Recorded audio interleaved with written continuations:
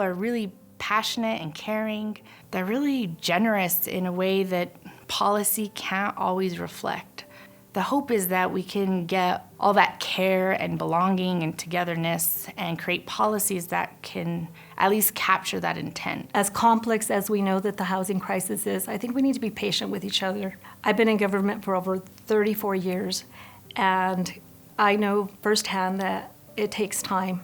If I could do one thing, it would be to create sustained political will to do big things around housing.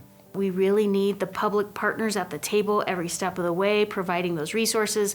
We need some extra help from the private sector. That's what it's going to take, is who brings what to the table to move something big, visionary forward. This is the moment where it's like all hands on deck. Everyone is going to have to roll up their sleeves. The pandemic hit, and that really created a situation that we weren't expecting. The contractors all of a sudden were busier than they could ever think of. Since COVID, I think it's become more and more difficult for locals to attain home ownership. And we know that home ownership truly is a cornerstone for long-term financial stability. I think the massive challenge in Taos is finding pathways to home ownership for working families, teachers, nurses, police officers, generally the people who don't qualify for low-income housing tax credit properties, but who don't make enough to buy a home on the market. That's where I think Taos Housing Partnership is going to be instrumental for the down payment assistance to get that average medium income or low to moderate income earners to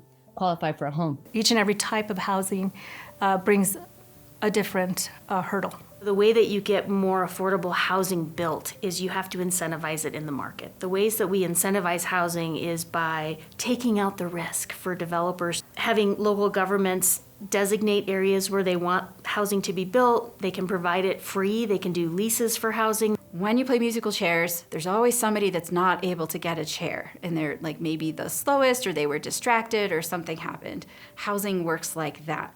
But if you have enough housing, nobody loses out.